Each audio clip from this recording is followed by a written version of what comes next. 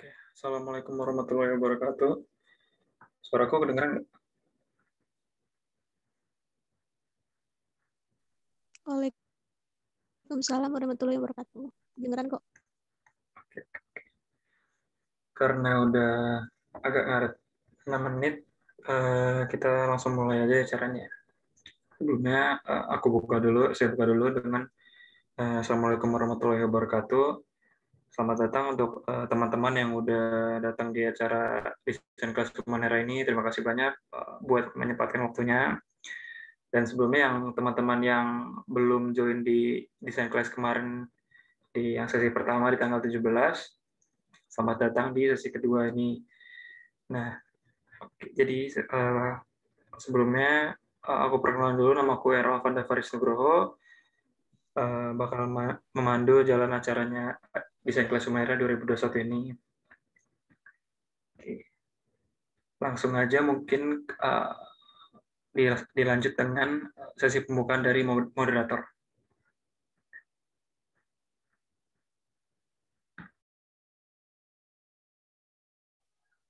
Ya, Assalamualaikum warahmatullahi wabarakatuh.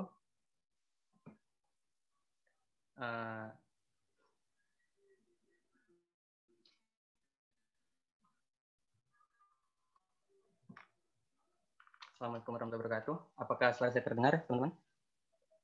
Terdengarkan. Terdengar, Kak. Oke, baiklah. Sebelum masuk ke pemaparan materi, izinkan saya selaku moderator yang memandu diskusi pada hari ini memperkenalkan pemateri kita. Pemateri kita bernama Akbar Farzadi, seorang mahasiswa Universitas Brawijaya jurusan PWK, mempunyai keahlian dalam mengoperasikan program komputer seperti ArcGIS, Adobe Photoshop and Illustrator, Adobe Premiere Pro, Adobe After Effects, Microsoft Office, Word, Excel, dan SketchUp. Sekarang menjabat sebagai Team Leader of Digital Creative. Halo Kak Akbar. Halo Kak Akbar. Halo, sebentar ya. Oke, ya. Baiklah teman-teman, sebelum ini lagi Kak Akbar mempersiapkan, saya ingin memberitahu bahwa untuk teman-teman, mohon untuk tetap kondusif dengan menonaktifkan mikrofon. Kalau bisa menghidupkan kamera, boleh menghidupkan kamera. Jadi nanti setelah sesi pemaparan materi, akan ada sesi tanya jawab. Sebelumnya untuk jika teman-teman ingin melakukan tanya jawab, silakan menggunakan fitur raise hand. Setelah itu saya pilih, lalu langsung sampaikan saja pertanyaannya dengan to the point. Oke. Kak Akbar masih mempersiapkan?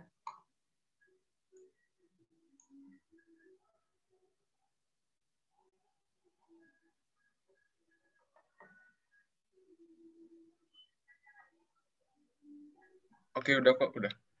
Oke, baik. Baiklah, tanpa berlama-lama lagi, untuk Kak Akbar dipersilakan untuk menyampaikan materinya. Oke, aku izin share screen dulu ya, sebentar.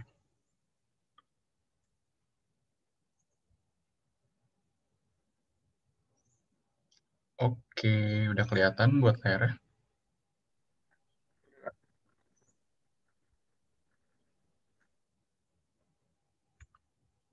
Oke, sebentar. Sebentar ya.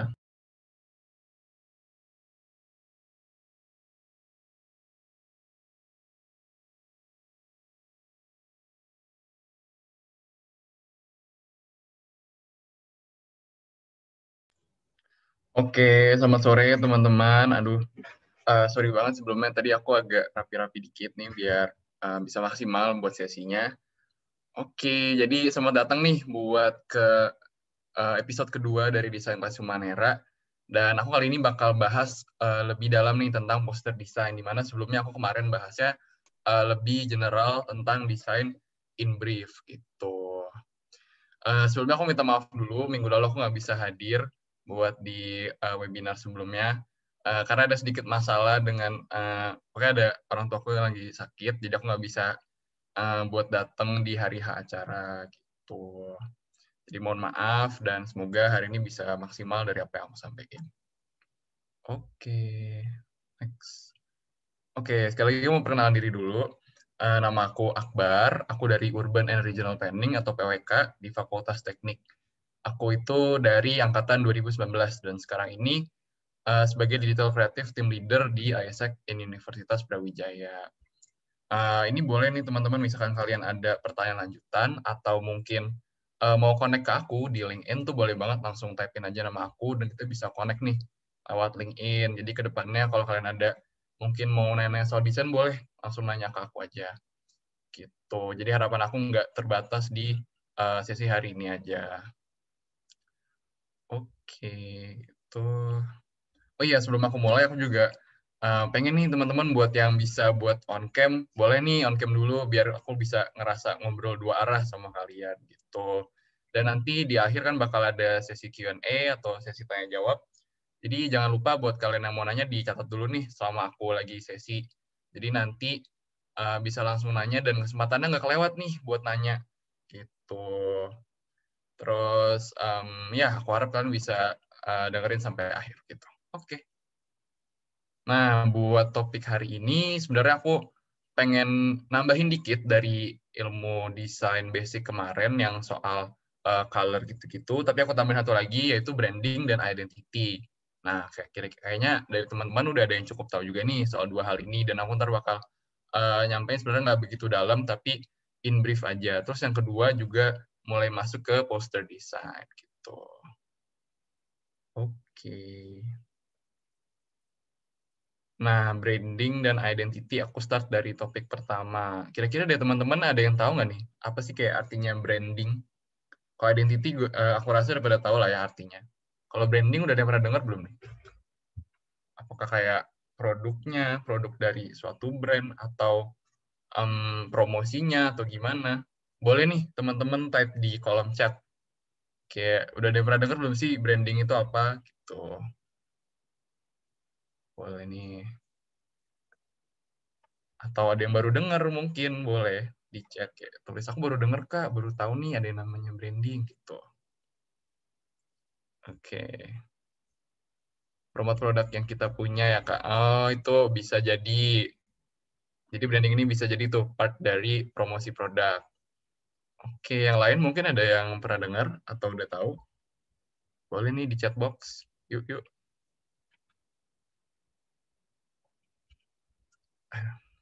Ini jam-jam agak haus nih ya, jam-jam segini sebenarnya. Oke deh. Aku ambil lanjut aja kalau gitu. Jadi apa sih branding dan identity itu? Nah,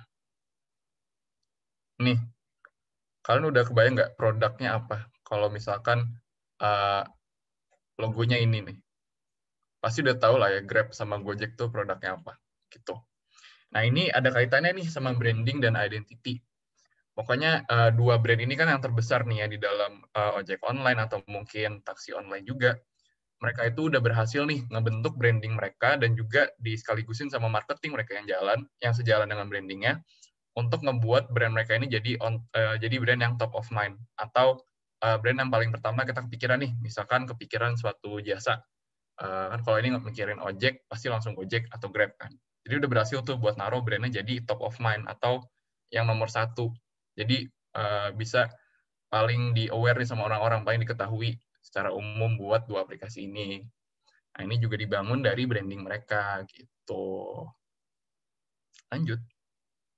Nah, kalau air putih, kira-kira kalian pikirannya apa nih? Brandnya atau mereknya kayak nomor satu yang kalian pikirin itu apa? Ini kayak aku udah tahu sih jawabannya, tapi tergantung sih kalian dari mana, beda-beda gitu kan. Aqua, oke. Aqua, nah iya bener. Ini juga termasuk dari branding mereka nih. Dimana Aqua tuh sebenarnya kalau menurut aku brandnya kuat dari segala sisi. Kayak dia sisi historinya tuh ada, terus juga kayak secara desain dan visualnya kita juga udah kenal karena kita dari kecil pasti udah tahu nih soal Aqua. Dan ya dia paling gede sebenarnya marketnya buat air putih gitu. Jadi udah berhasil juga buat jadi top of mind dalam brandnya. Dan ya dia kan mencoba bawa branding yang kayak natural, terus airnya bersih dan juga dari mata air gunung asli gitu kan. Nah, makanya dia berhasil ngebangun itu sampai jadi brand yang top of mind nih buat air putih. Gitu. Waduh, jadi aus nih katanya Muhammad Ihsan Tanjung. Oke, fokus yuk, kita lanjut. Nah, jadi basically branding itu kayak how we want people to perceive our brand. Itu cara kita ngebentuk atau ngeplan nih, gimana sih orang lain pengen ngelihat brand atau produk kita. Nah, ini ada kaitannya juga nih sama poster designing. Jadi, misalkan kita bawa acara kayak lomba karya tulis, mungkin itu kan pasti mau branding yang lebih serius, biar marketnya juga sesuai gitu kan. Atau acara musik, itu pasti juga ngambil yang lebih fun, atau warna-warna yang lebih ngejreng, biar lebih menarik. Jadi branding itu ya tadi udah aku sebutin beberapa, kayak ada warnanya, ada bentukannya, ada hal-hal kecil di dalamnya yang bisa ngaruhin bagaimana pandangan orang terhadap kita sebagai produk atau jasa gitu. Nah, ini di kanan Kimia Farma nih. Kira-kira ada yang tahu nggak sih akhir-akhir ini Kimia Farma lagi rame gara-gara apa nih? Aku rasa semua orang tahu nih ya soal ini. Boleh nih dari chat box. Antigen palsu, Kak. Nah, bener banget. Nah, ini juga ngaruh banget nih. Kalau kalian udah ngebangun branding atau suatu produk yang image-nya udah bagus, terus tiba-tiba ngedrop gara-gara suatu skandal mungkin. Contohnya Kimia Farma ini, dia bikin antigen bekas. Nah, itu kan udah masalah banget. Pokoknya kalian tuh harus benar-benar bisa ngejalanin branding kalian bikin dan juga buat orang melihat branding itu. Jadi harus hati-hati banget kalau soal branding. Ini in a larger context sih contohnya, kayak Kimia Farma ini yang udah korporasi apotek yang seluruh Indonesia gitu kan. Oke, lanjut. Nah, kalau ini aku mau lanjut ke arah-arah visual identity. Kalau ini ada yang tahu nggak ini desain dari aplikasi atau perusahaan apa nih? Kayaknya pasti langsung tahu nggak sih? Nah, benar. Dari Spotify nih, langsung dari jawaban pertama benar. Ini benar banget nih dari Spotify. Nah, sebenarnya ini ada ngarahnya dikit ke definisi dari visual identity itu sendiri. Jadi, visual identity itu dari visual identity yang kita bikin, orang tuh bisa langsung tahu kalau itu produk kita. Jadi membuat itu unik dan juga mudah dikenali gitu. Aku ngambil contoh yang gede lagi, ini Spotify. Nah, terus ini kan dari aplikasinya, tapi nggak di aplikasinya doang. Dia tuh kalau di Instagram juga ngambil visual identity atau bentuk-bentuk yang mirip-mirip nih, dan juga color palette-nya ngejreng kan kalau kita lihat dari Spotify ini. Dan kalau dari aplikasi juga colorful banget nih kalau kita buka aplikasi Spotify ini. Jadi konsisten tuh ya dari social medianya colorful, dari aplikasinya juga gitu. Mereka tuh kan approach-nya lebih ke anak-anak muda mungkin ya kalau soal musik. Makanya warna yang diambil juga lebih ngejreng dan bisa relatable sama anak-anaknya kita gitu. Nah, ini juga dari Gojek.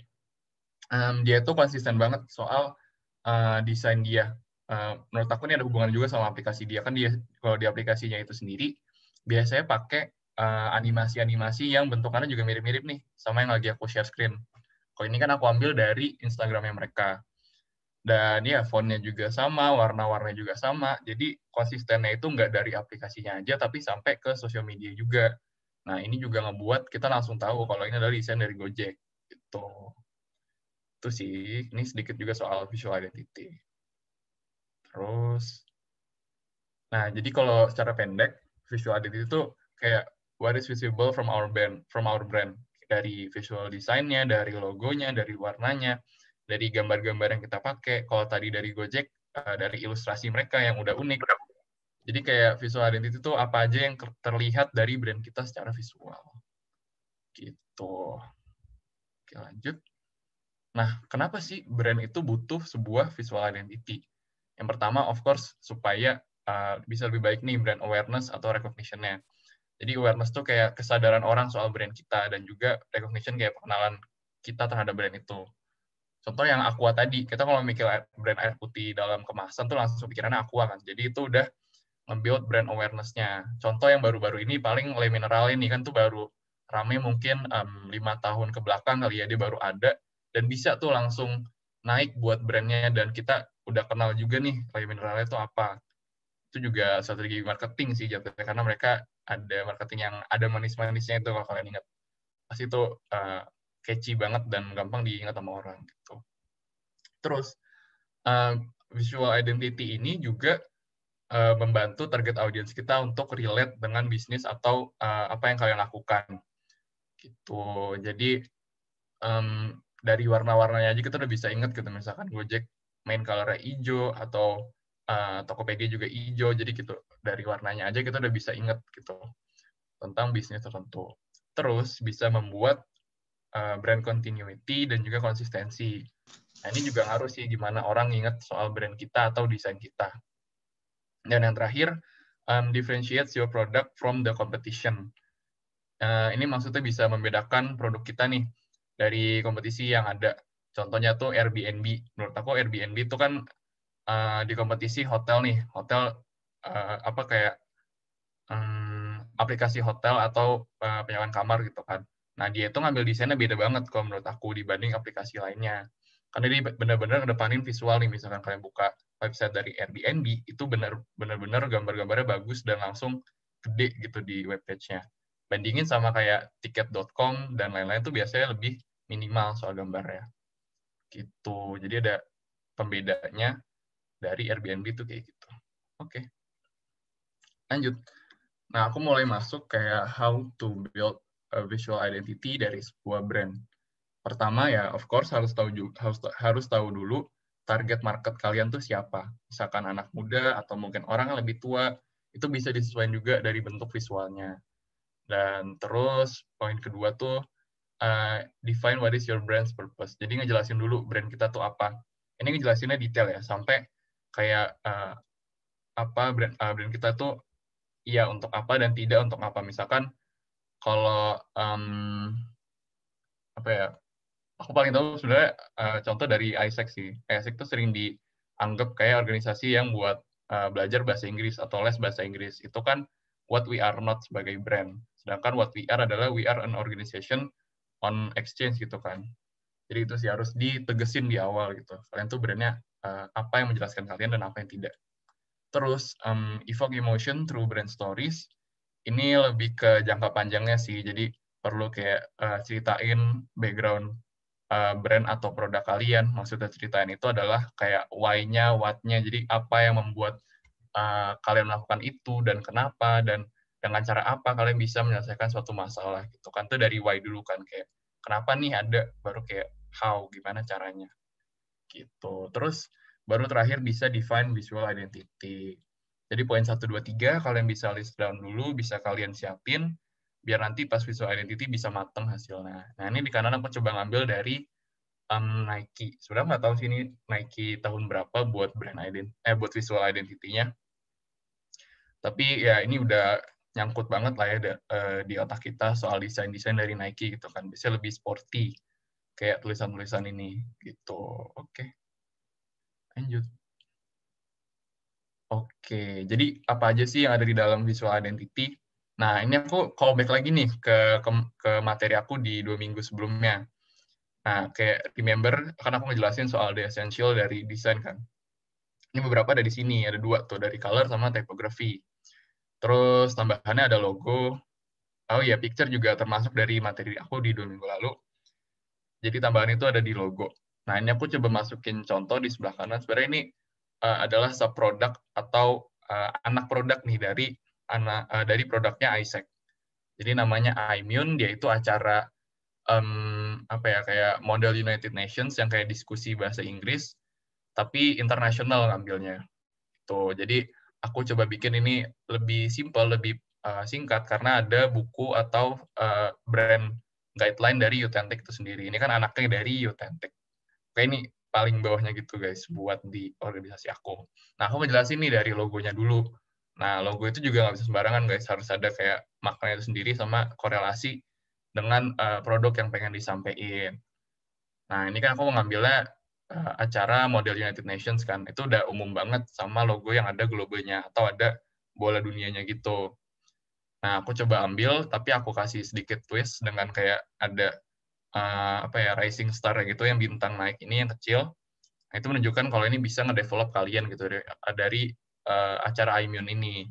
Dan aku coba ngambil warna yang kuning-kuning agak-agak gold biar ada rasa premiumnya gitu. Ini buat colors-nya juga, sama ada key points. Jadi key points ini ngejelasin kayak masing-masing elemen desainnya itu maknanya apa, kayak di per meaning-nya itu apa. Jadi orang bisa lebih relate sama brand kita gitu sih. Oke. Jadi ini yang ada dalam visual identity secara singkat. Oke, so overall visual identity itu lebih dari sekedar desain, tapi bagaimana orang lain akan mengartikan, menafsirkan, atau oke ini ke double, atau mengartikan brand kalian gitu. Jadi dari desain tuh bisa kemana-mana guys ngalirnya. Kayak pemahaman mereka juga bisa beda-beda nih. Bisa aja brand kalian atau organisasi kalian tuh disalah persepsikan gitu. Jadi ini penting banget buat kalian pahami biar kalau ada nanti kita soal desain poster itu bisa nyampe nih pesan yang pengen kalian sampaikan atau brand yang pengen kalian bawa nih dari desain kalian masing-masing gitu. Oke. Lanjut. Nah, aku mau mulai masuk ke poster desain. Oke, di sini aku juga ngejelasinnya dari pengalaman aku aja dan aku coba balik lagi ke roots awal yaitu soal yang ada di 2 minggu lalu tentang color dan teman-temannya. Gitu. Oke, about poster design. Jadi highlights-nya atau hal-hal yang harus kalian perhatiin dalam nyiapin atau mengeksekusi ini sebuah desain poster itu ya ini back to basic lagi kayak layout and composition, terus color, typography, sama picture. Nah, aku bakal jelasin details-nya. Oke, ini layout and composition. Jadi ada 3 hal ini sebenarnya aku udah coba madetin banget guys buat di materi hari ini, buat hal-hal yang harus diperhatiin nih dari masing-masing poinnya. Nah, kalau buat layout dan composition, pokoknya harus jelas dulu nih hierarkinya tuh apa. Aku coba ambil contoh nih aku bikin di sebelah kanan. Jadi kan of course ya judul acaranya paling gede, terus temanya kedua. Nah, ini tambahannya itu aku nambahin yang hashtag ini di atasnya, yang hashtag start yours. Nah, ini juga salah satu trik sih guys buat kalian misalkan mau promosi webinar. Jadi ini kan poster di kanan ini aku lagi promosi webinar nih waktu itu. Dan temanya itu yang ini achieving financial freedom bla bla bla. Tapi aku tambahin ada tagline-nya yaitu start yours. Nah, ini tagline ini selalu muncul di setiap konten dan ini juga part of branding dari Impact Circle ini. Karena dengan tagline yang pendek ini pasti ya kayak lebih diingat sama orang dan bisa lebih nyangkut gitu di otaknya. Oke, terus ini aku juga mainin soal hierarkinya. Hierarkinya jadi yang di atas ini speakers-nya, terus buat yang di bawah sih moderatornya. Gitu. Jadi dibedain hierarkinya, jangan sampai sederajat gitu kan, karena emang beda kayak dari levelnya juga. Tuh. Terus ya kayak be clear kayak hal-hal penting apa yang perlu di-highlight, misalkan link registernya, terus kayak misalkan yang kamu lihat di pojok kiri bawah ini kan kayak free registration tuh gue gedein karena itu kan bikin orang kayak mikir cuma ini gratis nih, terus tanggalnya juga pas nih di bawahnya, jadi langsung aja daftar ke yang sebelah kanan ini.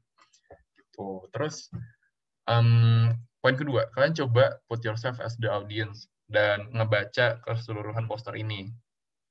Jadi coba taruh diri kalian sebagai orang yang baru ngelihat poster itu pertama kali. Atau kalian juga bisa ngelakuin ini dengan cara ngirimin nih ke teman kalian yang mungkin sepanitia atau mungkin teman yang kalian percaya di luar acara kalian buat ngelihat ini posternya jelas nggak sih kalau menurut lo, atau kayak langsung aja nih dari poster ini apa yang lo tangkap dan apa yang kurang jelas gitu. Jadi mereka biasanya tuh bisa ngelihat gitu kayak apa ya, ngambil pandangan orang awam gitu gimana mereka ngelihat poster kita. Itu biar jelas nih kayak hierarkinya tuh gimana dan mereka nangkepnya sama nggak nih kayak apa yang pengen kita sampaikan gitu. Terus make sure you have enough white space. Jadi jangan terlalu padat, disisain juga nih ruang-ruang kosong di antara poster kita. Dan kalau misalkan kalian ada shape-shapes atau bentuk-bentuk yang agak heboh, mungkin bisa jangan terlalu didominanin atau jangan terlalu dibikin dominan atau dibikin di pinggir-pinggirnya. Jadi tetap jelas nih poin-poin yang ada di tengah ini. Gitu. Oke, itu soal layout. Nah, colors. Jadi, of course, poin pertama tuh kalian harus nentuin color palette yang sesuai sama event kalian. Itu sesuai dengan marketnya, terus sesuai juga dengan keseimbangannya. Sebenarnya buat contohnya, aku ngambil random sih dari Google ini poster tahun 2017. Terus, aku baru tahu juga ini dari FIB UB ternyata. Nah, buat di sini sebenarnya color-nya udah ya cukup seimbang, tapi menurut aku agak salah penempatannya. Contohnya di tengah-tengah ini kan ambil yang warna merah. Kalau menurut aku better kalau yang biru gitu tengah-tengah. Karena kan kalau merah tuh eye catching kan, dan itu yang pertama kita lihat biasanya dalam satu poster gitu. Dan di sini juga ya banyak sih hal-hal lain, kayak hierarkinya juga kurang jelas, terus beberapa informasi terlalu kecil gitu, jadi nggak jelas buat dibaca. Tuh in generalnya. Terus poin kedua, ya coba pilih color palette pakai color wheel theory. Nah, ini udah aku sampaikan di minggu lalu. Jadi aku harap kalian udah bisa nih nentuin dengan seimbang kayak warna-warna yang cocok dalam satu poster tuh kayak gimana gitu. Karena penting juga nih buat kayak branding kalian, misalkan dari awal posternya udah kurang bagus, pasti kedepannya mereka juga nggak bakal expect terlalu tinggi nih dari orang yang lihat posternya gitu. Terus yang terakhir, jangan lupa buat milih background color-nya. Kalau di sini kan background color-nya harusnya biru ini kan, jadi biru ini harusnya di tengah-tengah biar dia tahu gitu kalau ini background-nya, dan ini nggak apa ya, pokoknya background color itu biasanya rata di keseluruhan desain dan jadi penjelas gitu buat kita baca sesuatu gitu sih. Oke, itu soal colors. Nah, lanjutnya soal typography. Buat typography, tipsnya pertama tuh, of course, choose dulu main dan secondary font sekalian.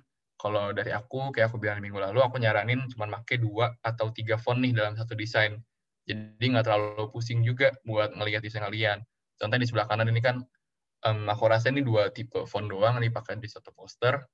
Dan dia juga jelas gitu, kayak main font-nya apa, secondary-nya apa. Ini kan kalau yang gede ini, satu keluarga nih, sama font yang di bawah ini. Jadi dia pasti main font-nya kan. Dan yang kecil ini kayak secondary-nya atau font pilihan keduanya. Jadi jelas nih kayak main dan secondary-nya, terus pemakaiannya juga pas gitu. Terus in choosing fonts, kayak be mindful of how will be used gitu, kayak coba taruh font kalian dalam poster, terus coba tulis yang gede, coba ditulis yang kecil, biar nanti kalian bisa tahu nih font ini cocoknya dipakainya buat apa. Misalkan kalau yang font jelas kayak gini, yang modern gini di tengah-tengah, ya cocok kan buat tulis gede. Atau font-font yang lebih zaman sekarang gitu, itu kan cocok buat ditulis gede. Tapi kalau font-font yang zaman dulu, mungkin yang agak handwriting atau gimana, itu kan belum tentu cocok nih. Misalkan kalian pakai sebagai tulisan yang gede atau sebagai title. Jadi harus kalian coba-coba juga sebelum milih font atau nentuin font apa yang kalian pakai. Gitu. Oke. Terus konsisten dengan font yang kalian pakai, yaitu kaitannya sama main dan secondary font tadi, sama gunain ukuran font yang berbeda-beda atau tipe font yang berbeda-beda buat nge-highlight poin-poin tertentu. Ini contoh yang di sebelah kanan kan buat kayak hari acaranya dia nge-bold kan, karena ini penting atau hal pertama yang pengen dibaca sama orang-orang. Terus buat font yang di bawah ini kan buat lokasinya. Itu kan kayak informasi kedua buat orang tahu. Jadi dia nulisnya pakai font yang lebih tipis. Kan ada yang bold, ada yang regular kan. Nah, ini pakai yang regular. Biasanya kalau kalian pakai font-font yang lebih lengkap, itu family font-nya lebih banyak. Ada yang tipis, ada yang semi tipis, ada yang tipis banget tuh. Bisa banget kalian manfaatin buat ngejelasin typografinya, buat ngarahin mata atau pembaca kalian gitu. Ini kan juga jelas banget buat poin penjualannya atau tujuan dari poster ini kan pasti buat jualan tiket kan. Jadi kayak di bawahnya purchase tickets online, ada webnya gitu. Itu udah jelas banget. Oke. Soal typography, lanjut picture. Sebenarnya picture nggak terlalu banyak yang pengen aku sampaikan. Kayak of course pakai foto yang high definition atau resolusinya tinggi, sama make sure your photo is related to the event. Nah, aku coba ngambil contoh yang agak general nih. Ini aku rasa udah pada pernah lihat juga nih buat poster di sebelah kanan ini. Ini poster sebenarnya jadul dari zaman Perang Dunia II, tapi sampai sekarang masih nyangkut atau kita bisa recognize ini dari gambar ini. Ini kan poster buat ngerekrut US Army nih di zaman Perang Dunia II. Tapi saking ikoniknya bisa diingat sampai sekarang. Gitu. Jadi ya ini sih kayak poinnya dia bisa bikin gambar yang relate dan juga unik nih sampai bisa diingat sama orang-orang. Gitu. Oke, lanjut. Oke, jadi steps-nya sendiri, kalau dari aku sendiri untuk nge-prepare sebuah poster itu, pertama, of course, know your team. Kayak benar-benar pahamin tema kalian apa nih dalam bikin poster. Nah, aku coba ngambil konteksnya tuh poster buat acara ya, buat acara kalian. Jadi kayak tahu dulu temanya apa, terus kayak materi yang disampaikan apa, dan target market kalian apa. Terus yang kedua, poinnya itu fill out what to deliver in the poster. Jadi kalian bisa nulisin dulu secara hierarki. Apa aja nih yang pertama akan disampaikan atau yang paling penting buat mereka tahu. Oke, biasanya kan kayak judul acaranya, terus temanya apa, itu kan pasti duluan kan. Baru ada kelas keduanya yang kayak register atau lokasi dari acaranya dan waktu acara itu biasanya di kelas kedua kan. Dan kelas kesatunya tuh pasti tema, judul, dan juga si speaker-speakernya atau pembicaranya. Itu boleh kalian ketik dulu nih di notes kalian kayak apa aja hierarkinya buat nanti kalian masukin ke posternya gitu biar jelas. Gitu. Ini kaitan sama poin ketiga juga, start to make your hierarchy. Tapi bedanya di sini, maksud aku tuh bisa kalian sketch atau gambarin di dalam satu kotak poster, kira-kira penempatannya di mana. Itu bisa kalian coba mix and match atau ulang-ulang terus buat nyoba naruh hierarki yang pas. Nanti bakal ketemu kayak paling seretnya tuh gimana. Nah, ini juga bisa kalian manfaatin momennya buat nanya-nanya nih ke teman-teman kalian yang mungkin orang awam, kayak kalau gue naruh poster kayak gini, jelas nggak sih buat kalian? Atau kalau gue ngurutinnya gini sebenarnya jelas nggak sih gitu. Terus baru deh boleh start to execute your design gitu. Oke. Nah aku mau coba lanjut ke studi kasus atau contoh-contoh nih dari poster yang udah ada. Sebenarnya ini udah pernah aku buat dulu acara baru-baru ini sih. Jadi kayak ini aku mau bahas fokus tentang hierarki. Pertama itu kayak mindful atau kalian paham betul apa aja yang pengen di-highlight dari poster kalian. Terus coba bikin poster kalian dalam bentuk yang dalam ukuran yang berbeda-beda. Kayak coba kalian bikin jadi kecil, terus kalian lihat dari jauh, atau sebaliknya kalian bikin yang gede banget, baru kalian analisa itu fungsinya buat apa, biar kalian bisa tahu seberapa jelas nih poster kalian dengan cara dikecilin atau digedein. Gitu. Terus make different sizes for each highlight. Ini juga dari ukuran fontnya, balik lagi ke typography tadi. Jadi coba dibikin beda-beda ukurannya. Dan yang ketiga, kayak aku bilang tadi, coba naruh diri kalian sebagai audiens atau orang yang baru mau ngebaca poster ini nih. Itu baru pertama kali ngelihat. Jadi coba bayangin gitu, kalian bakal mulai dari mana. Karena kan basically kalau orang secara umum tuh bakal lihat dari pojok kiri atas dulu kan, kalau ngebaca tuh. Jadi itu posisi yang pas nih buat kalian naruh tema atau hal yang paling penting dalam poster kalian. Gitu. Oke, kalau dikaitin sama poster di sebelah kanan ini, aku bisa bilang hierarkinya clear. Kayak jelas kita baca dari atas dulu, terus ini nama speakernya, ini nama speakernya, dan di bawahnya itu adalah role-nya dia atau jabatannya dia.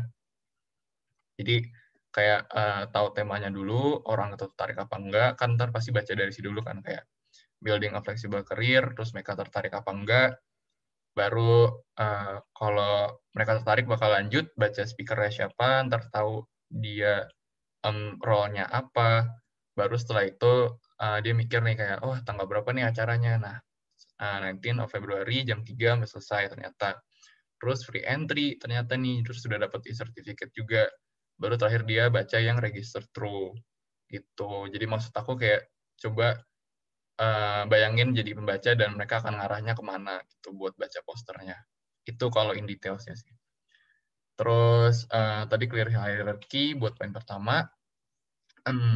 Poin keduanya font size follows, alias ukuran fontnya menyesuaikan nih sama highlight atau arah dari audiens kita baca gimana. Jadi kayak buat speakernya kecil, buat moderator juga kecil. Jadi ini kan kayak informasi sampingan. Dan juga ini juga jelas nih buat ngebedain antara speakernya yang lebih besar gambarnya dan juga moderatornya. Gitu. Terus main event highlights is clear, kayak temanya jelas. Terus non-important things RS put atau udah sesuai gitu, kayak sponsornya kan nggak terlalu penting, jadi taruhnya kecil aja gitu. Terus soal branding dikit, ini aku juga nambahin hashtag #BeAuthentic. Ini kan aku bilang tadi kalau acara ini tuh anaknya dari Isaac UB gitu, kayak program sampingan atau anaknya. Nah, dia punya hashtag yang selalu ditaruh di setiap desainnya, yang tulisannya tuh #BeAuthentic. Jadi bisa nyangkut di kepala audiens.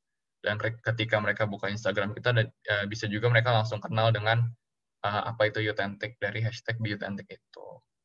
Nah, itu soal branding dikit. Gitu. Oke. Terus, nah ini study case kedua buat ngenekanin soal white space atau ruang kosong di dalam desain kalian nih. Oke. Jadi poin yang pengen disampaikan itu ada 3, kayak give your design room to breathe. Jadi jangan terlalu rame buat visualnya. Terus keeps your words clear with white space. Jadi buat kata-kata kalian lebih terbaca atau lebih jelas dengan ruang kosong. Dan kasih balance dengan composition atau ornamen-ornamen kecil di sekitarnya. Kayak aku coba ambil contoh nih, sebenarnya aku ngambil dari Google sih buat ini. Aku random aja ngambil.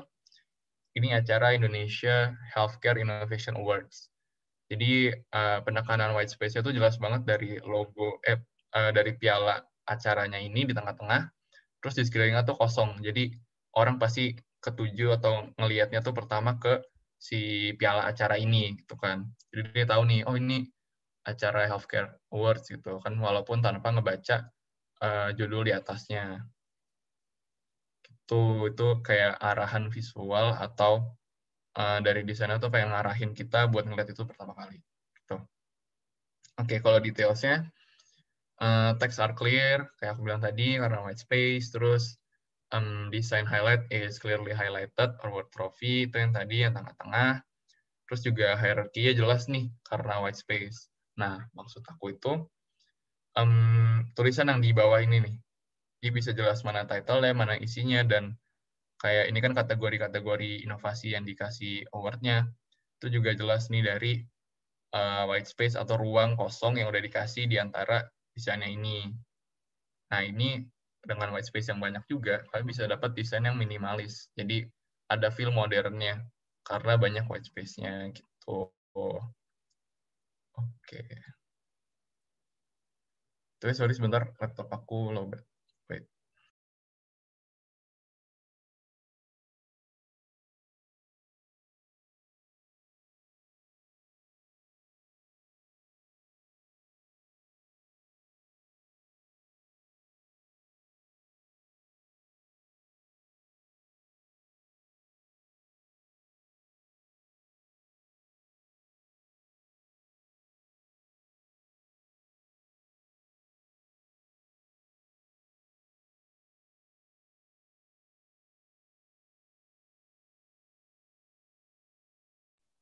Oke, sorry.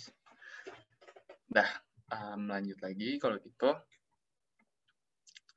Ini tadi soal white space, terusnya tentang color choices. Nah, aku di sini coba ngambil contoh dari Republika. Jadi yang pengen aku sampaikan di sini kayak choose your preferred color palette. Jadi tentuin dari awal dulu dan pakai itu secara konsisten. Dan make sure kalau warna yang kalian pakai itu udah balance atau seimbang nih dengan cara pakai yang color wheel tadi atau di minggu lalu atau yang aku sampaikan di 2 minggu lalu. Terus use colors wisely within your design. Jadi pakai warnanya secara seimbang. Nah, itu bisa dilihat di contoh yang sebelah kanan nih. Yaitu udah tahu cara nyeimbanginnya, karena background-nya warna yang lebih gelap, sedangkan untuk highlight di tengah-tengahnya ini warna yang lebih ngejreng gitu. Jadi masih sesuai sama konsepnya. Ini kan tentang acara-acara gede nih di 2020 sampai 2021 ini yang ke cancel karena corona nih. Kan banyak nih event-event gede yang ke cancel. Kan kalau event-event gini pasti colorful kan pemikirannya. Jadi dia coba taruh di tengah-tengah, sedangkan background-nya sedikit warna dan juga lebih redup gitu. Jadi jelas kebaca tulisan-tulisan yang ada di atasnya. Itu sih kayak colors are balanced, terus background colors followed atau sesuai gitu. Jadi di sini juga soal hierarkinya jelas. Tapi mungkin white space-nya agak bermasalah sih, soalnya ramai banget sih informasi yang ada di sini. Gitu, itu buat sampelnya. Oke. Jadi kesimpulannya, pastikan pesan yang kalian ingin sampaikan itu jelas dan secara visual enak dipandang. Gitu buat poster desain. Nah, dengan caranya itu seperti yang udah aku bilang tadi, pesannya dirangkum dulu nih, apa aja yang pengen kalian sampaikan ke sana dari poster itu. Dan mungkin untuk secara visualnya, mulai kayak milih warnanya, terus buat naruh hierarkinya, itu bisa kalian utak-atik atau coba-coba. Gitu. Oke, sebenarnya udah sih, itu udah ada di ujung dari sesi aku hari ini. Aku cuma pengen bilang aja kayak desain itu adalah kecerdasan yang disajikan secara visual. Jadi kayak belajar atau baca-baca buku soal desain itu juga berguna, guys. Jadi nggak cuma kalian nyoba-nyoba atau kayak sering melihat video-video yang visualnya enak, tapi juga kalian bisa ngebaca buku. Itu benar-benar ningkatin nih kecerdasan kalian yang bisa nanti diterapin buat kalian desain. Gitu. Oke, udah sih dari aku buat hari ini. Any questions, guys? Ada yang mau bertanya mungkin? Ini langsung aja atau? Ya, untuk teman-teman, silakan yang ingin bertanya menggunakan fitur raise hand terlebih dahulu.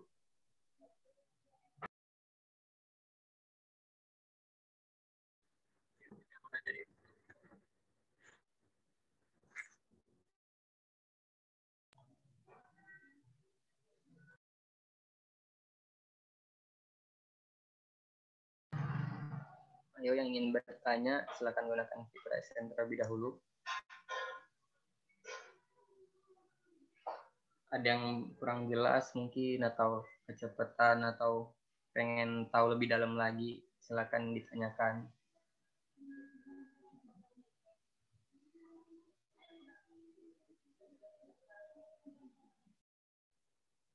Yuk, boleh kalau ada yang mau nanya, jangan malu-malu, guys. Kata kakaknya jangan malu-malu, silakan langsung bertanya aja.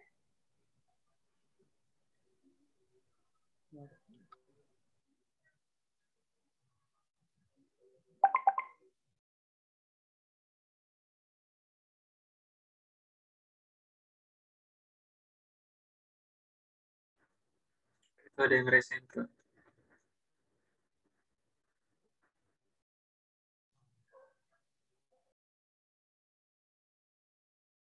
Silakan ke kamu, Yudi, dipersilakan untuk menghidupkan mikrofonnya. Oke, terima kasih untuk Raden nama Kak Akbar. Mungkin aku mau nanya Kak. Jadi kan tadi sempat nyinggung tentang white space kayak yang kayaknya itu ganggu banget. Aku mau nanya, kalau emang kan kalau misalnya ini ada namanya kayak dari konten kreator kan, kita dikasih konten. Nah ini redaksinya tuh banyak Kak. Kalau sebagai desainer tuh nyikapinnya gimana Kak? Atau gimana bahasanya? Gitu. Oke, jadi maksudnya redaksi itu apa yang harus kita sampaikan dalam posternya gitu ya? Iya, isi-isinya. Oh, oke. Ada lagi kamu tanyain? Dari aku cukup Kak. Makasih. Oke, aku coba langsung jawab aja tadi pertanyaan dari Muhammad. Ya, dari Muhammad ini, kalau dikasih dari orang atau yang punya eventnya banyak, terus gimana sih cara kita buat tetap mainin white space-nya? Itu sih kayak aku bilang tadi, kayak dari steps-nya dulu. Kalian bisa write down dulu atau tulisin dulu nih, apa aja yang pengen disampaikan dalam poster kalian. Terus ditulisin juga secara hierarkinya. Nah, terus dari hierarki yang udah kalian bikin, atau urutannya, apa yang paling penting sampai apa yang nggak terlalu penting buat disampaikan di poster kalian. Baru bisa nih, kalian kayak nentuin kelas-kelasnya, kayak kelas 1, kelas 2, kelas 3. Nah, maksudnya apa? Maksudnya itu kayak nanti kelas-kelas ini jadi nentuin ukuran font dari masing-masing poin yang ada di poster ini.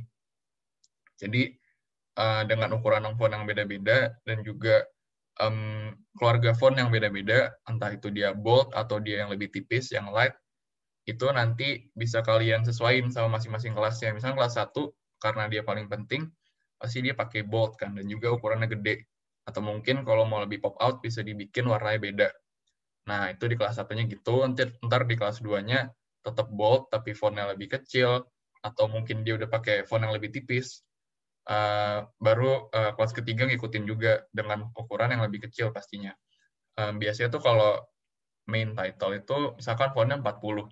Terus buat secondary-nya atau hal kedua yang atau kelas keduanya itu bisa pakai setengahnya. Jadi dari 40 dia bisa pakai 20 gitu buat ukuran fontnya.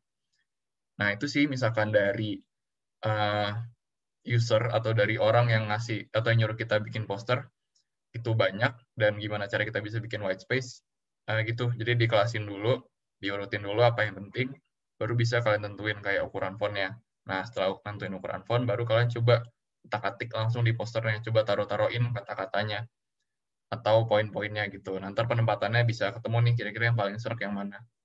Atau kalau emang banyak banget bisa sih langsung nanya ke orang yang nyampein gitu, ini bisa nggak sih dikurangin kayak hal yang ini gue kecilin banget atau hal yang ini gue hapus gitu. Jadi bisa enak juga nanti jadinya posternya gimana. Gitu. Kira-kira udah menjawab? Oke, udah Kak. Kasih. Oke, sama-sama. Oke, buat teman-teman yang lain mungkin ada pertanyaan.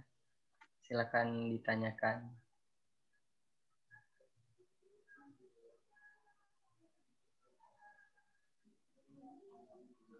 Waktu kemarin katanya kurang sesi pertanyaannya, kurang banyak. Tapi sekarang yang nanya baru satu nih.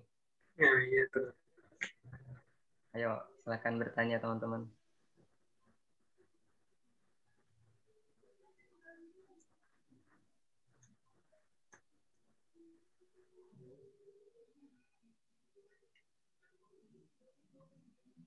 Yang mau bertanya langsung aja raise hand.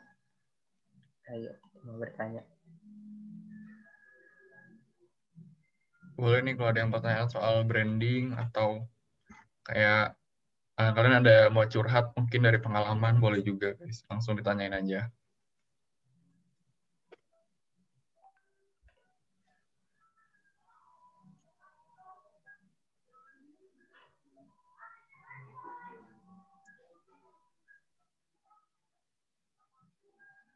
Tidak ada yang bertanya lagi teman-teman.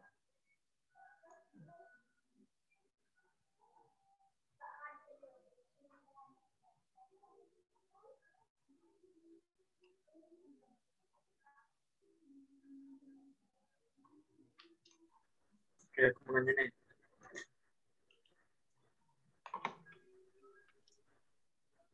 Kira-kira mau nanya ke Kak Akbar, kira-kira biasanya kalau ada kayak satu project gitu, bikin event gitu, bikin poster itu biasanya makan dari waktu preparation, terus kayak preparation apa namanya, picture, foto-foto, atau misalnya kayak ide-ide gitu, sampai execute design sampai selesai itu kira-kira makan waktunya tuh berapa lama, dan biasanya lamanya tuh di bagian mananya gitu.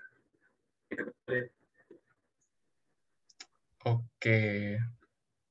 Oke, jadi buat pertanyaan dari Dava, kayak biasanya berapa lama ya secara keseluruhan nih bisa ngerjain satu poster? Kalau dari aku sendiri, kayak kalau secepat-cepatnya tuh 3 hari sih, tapi biasanya lebih lama dari itu. Jadi kalau paling cepat paling 3 hari. Kenapa 3 hari? Sebenarnya tuh pilihan aku buat kayak bikin jadi maksimal buat output posternya atau hasilnya nanti. Kalau di bawah dari itu biasanya bisa, tapi nggak maksimal buat hasilnya. Buat yang paling lama itu di bagian, jujur aku biasanya di akhir, soalnya kaitannya sama pengguna atau dari usernya sih, atau orang yang minta aku buat bikin posternya. Biasanya mereka kayak kurang serg sama satu dan lain hal, atau apa yang aku rencanain sama apa yang mereka pikirin tuh kurang sejalan gitu. Atau biasanya ya revisi-revisi sih kalau soal desainnya gitu. Kalau dari proses, kalau di luar dari respon pengguna, biasanya paling lama itu di awal kayak nentuin hierarkinya atau ngepasin positioning dari masing-masing ornamennya. Karena itu kan cocok-cocokan kan biasanya udah nemu nih yang paling enak, terus tahu-tahu geser dikit, oh ini lebih enak. Jadi bisa beda-beda banget hasilnya. Gitu. Itu sih.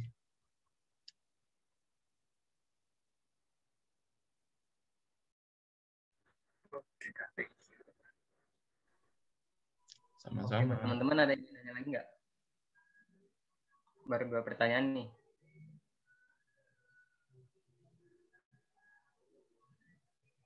Yang mau nanya langsung aja resen.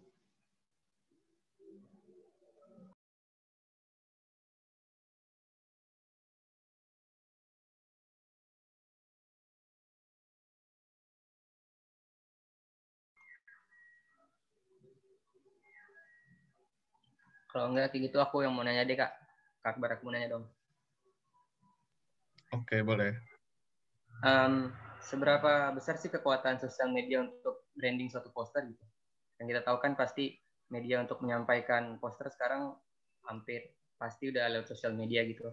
Walaupun komponennya udah pas semuanya, tetapi kadang ada poster yang masih kurang terlihat, masih jarang gitu.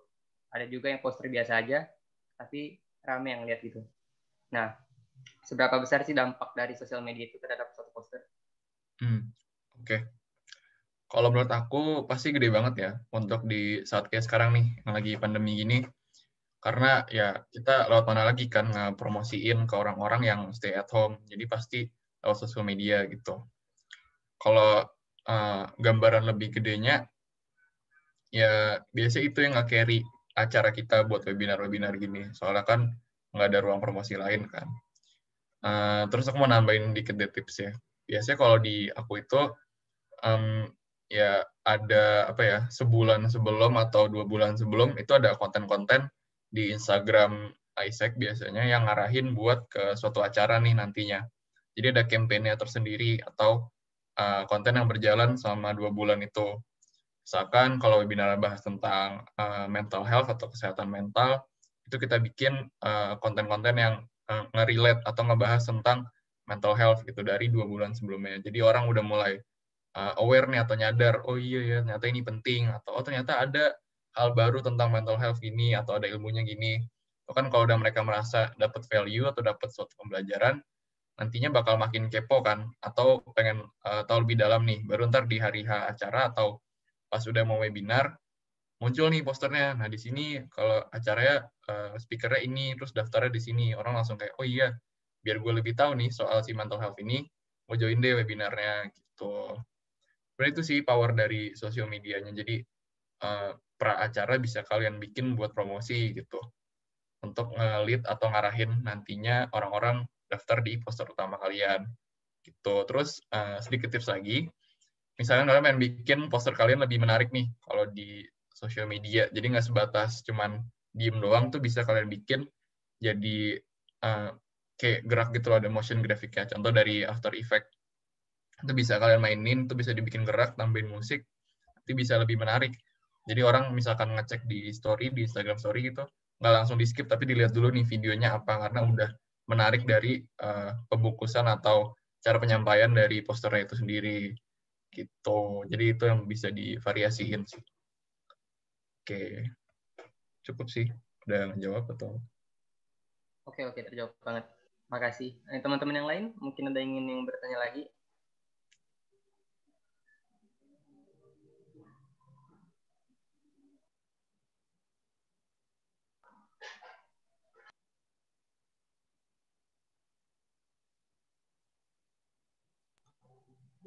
Apa udah nggak ada yang ingin bertanya lagi?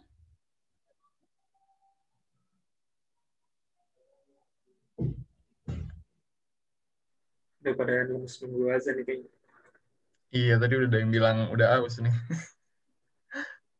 Udah haus nih. Nah, udah mungkin udah kalau nggak ada pertanyaan lagi, sesi kali ini dicukupkan kali ya untuk teman-teman. Oke lah. Baik, kita udah sampai ke akhir diskusi pada hari ini yang tentu sangat menarik. Terdapat pembahasan dari Kak Akbar mengenai branding yang tadi pertama.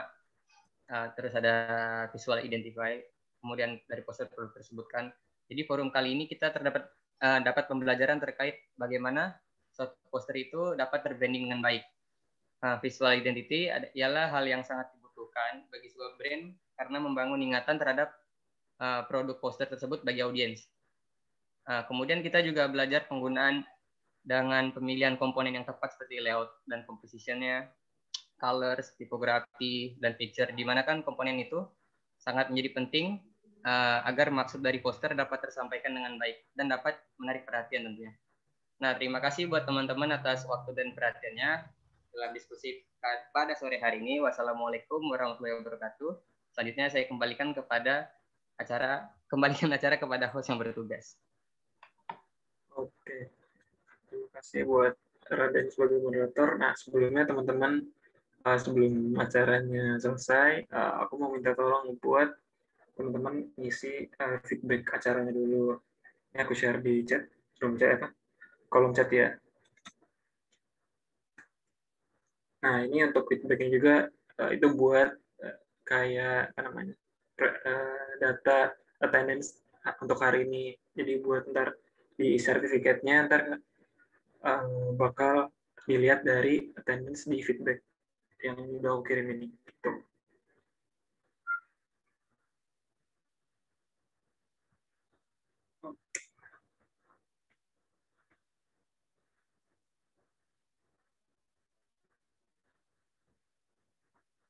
Mungkin acaranya dicukupkan dulu karena udah sore juga, daripada mau siap-siap cari takjil mungkin. Sebelumnya aku ucapkan terima kasih buat semua partisipan yang udah ngeluangin waktunya untuk bisa hadir di Desain Class Humanera 2021 ini. Dan terima kasih juga buat Kak Akbar yang mau meluangin waktunya untuk menjadi pemateri dengan materi-materi yang disampaikan yang benar-benar bermanfaat banget. Oke. Sebelumnya aku tutup dulu acaranya. Kurang lebihnya mohon maaf. Wassalamualaikum warahmatullahi wabarakatuh. Waalaikumsalam warahmatullahi wabarakatuh. Waalaikumsalam. Terima kasih panitia. Terima kasih teman-teman. Thank you Kak Akbar. Kasih kabar. Buat teman-teman isi feedbacknya. Habis itu kalau mau leave dipersilakan.